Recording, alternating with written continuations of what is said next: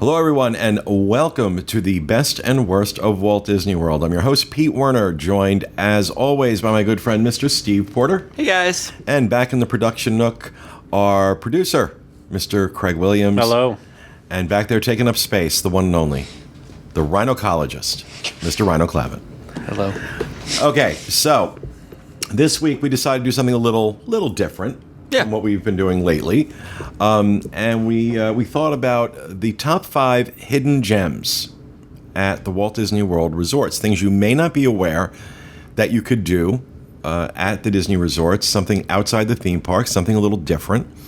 And there's a lot, actually. I was surprised by how many things we had to pick from, but we narrowed it down to 5. Yeah. I think this list provides a good alternative if you've been to Walt Disney World a lot and you want to try some new things. Maybe skip out on a park day and choose one of these activities to do instead. Yeah. So, and these are in no particular order, but the first one is something I've done and a lot of people love is a tour of Wilderness Lodge. And you have some details. Yes, it's absolutely free. It's offered Wednesday through Saturday at 9 a.m. And it's basically a tour around the lodge. I've never experienced it, so you might want to share a little bit more information that I don't know. I don't know exactly what they do, but it seems like they just kind of show you around. They show you around. They just point out a lot. They point out a lot of details around the lodge and what they mean. For example, I won't give anything away, but They'll talk to you about the fireplace and the significance of that spectacular fireplace that they have in the lobby, and a lot of the other details that you can find throughout the resort. And it's really fascinating. Like I said, I don't want to give any of it away because you want to go experience it and have that yourself, but it's free. Yeah, that's amazing. That's something that Walt Disney World doesn't normally have, is a free activity like this. And I'll tell you, one of my favorite places to have breakfast is Whispering Canyon, which is right there in Wilderness Lodge. So, you get there early, 9 o'clock, do that, and then afterwards, because it lasts, I think, about a half hour, 45 minutes is the tour. After that, go have breakfast at Whispering Canyon. It's a lot of fun. Yeah, that's perfect.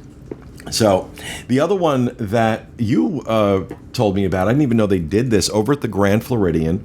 They do the Princess Promenade. So now we know what Steve does when his wife isn't around. He runs over to the Grand and watches the Princess Promenade. Well, she does love the Grand Floridian, but... Pretty princess? No, the only reason I actually know about this is because I wrote the article. He puts on his bell outfit. Getting all dressed up. No. The only reason I know about it is because I wrote the article. But anyways, it begins at 3:30 every day. It's another absolutely free activity. It's where Cinderella meets children at the Mickey Mouse Mercantile, and then they kind of parade down the stairs, and then they do a little waltz in the lobby. And the Mickey Mouse Mercantile is upstairs. Upstairs, yep, on the second floor near the monorail stop. So they kind of parade down, do a little waltz. It isn't labeled as a meet and greet opportunity, so photos, it's not like she stands around and will sign autographs afterwards. They kind of will say, go over to the Magic Kingdom if you want to do that. That's charming. Yeah. No pun intended. But it does seem just like another free opportunity. It makes the Grand Floridian have another fun opportunity if you're staying there. And if not, you can just take the monorail and head there and do something different. So they'll really turn people away from getting like autographs or pictures? I'm sure they'll do it every once in a while, but I think the idea is that they just don't want a photo line. They don't want it to be a meet and greet. Rhino and I actually stumbled upon this 2 weeks ago. Yeah. Oh, you see what's happening here, right?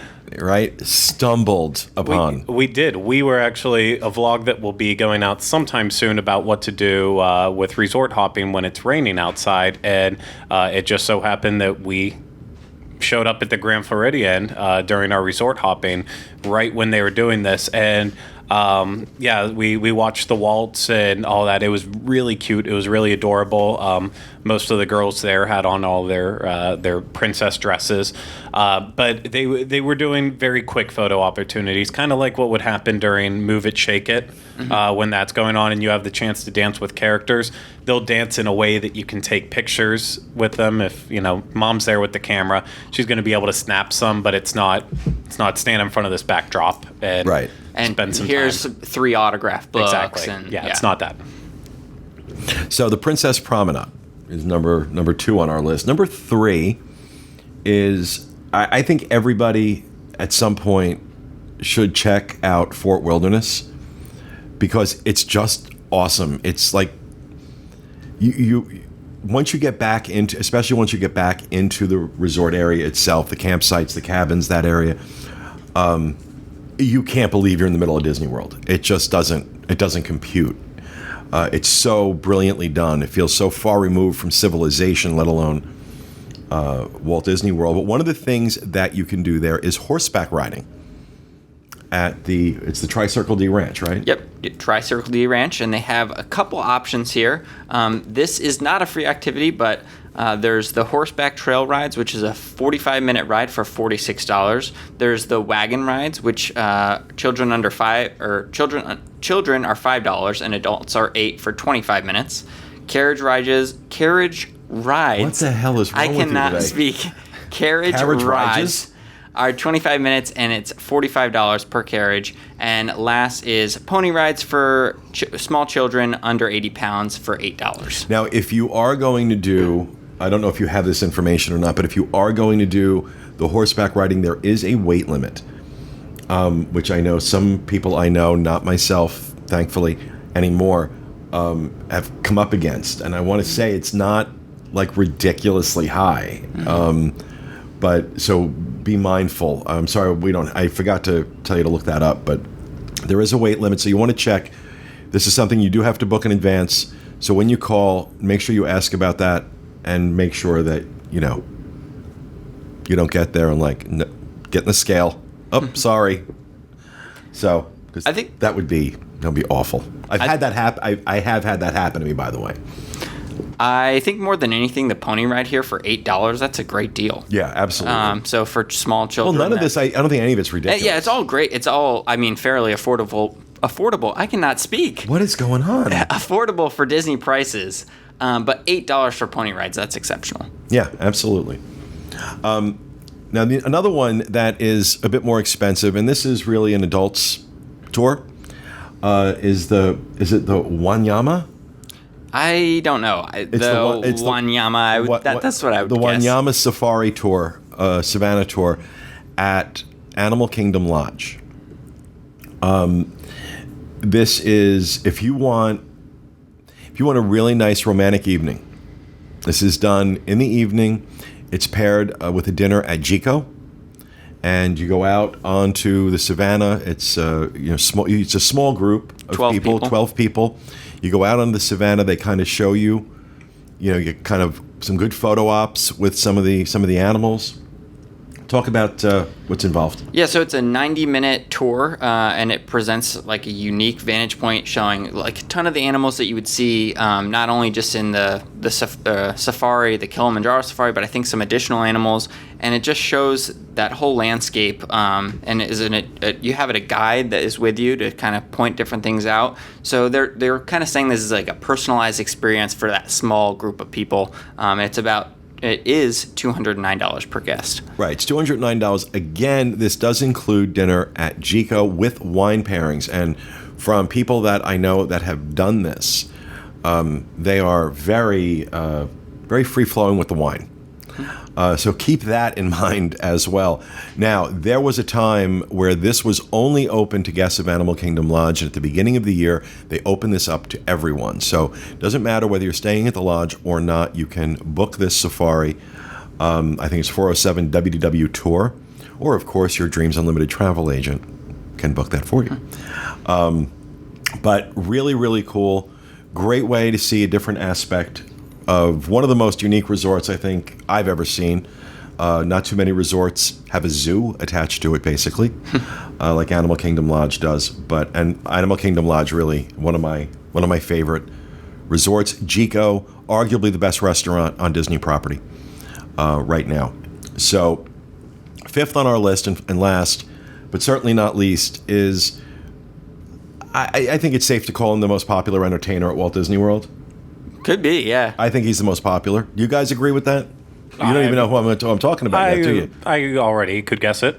Yeah. Who am I talking about? I say the most popular entertainer at Walt Disney Bob. World, and you haven't seen my script. Yeehaw Bob, over at Port Orleans Riverside, When does he perform? So, yeah, this is important to look at. He usually performs Wednesdays through Saturdays, but it's important to kind of check his schedule at wdw.yeehawbob.com because he does list certain personal days and just days where he might be performing somewhere else.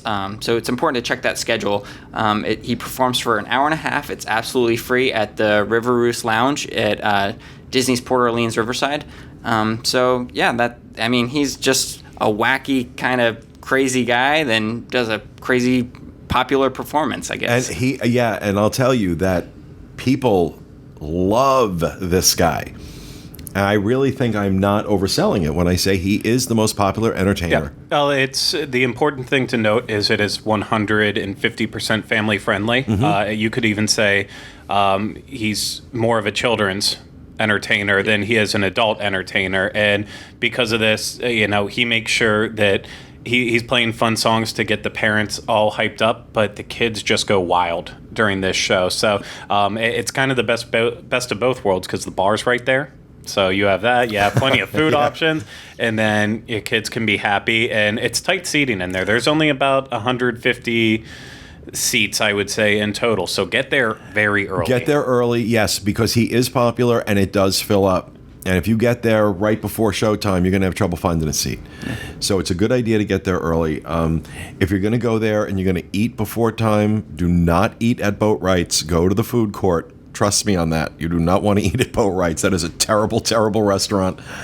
But Yeehaw Bob, and give that URL again, but spell it out so people know. It is www.yeehabob.com.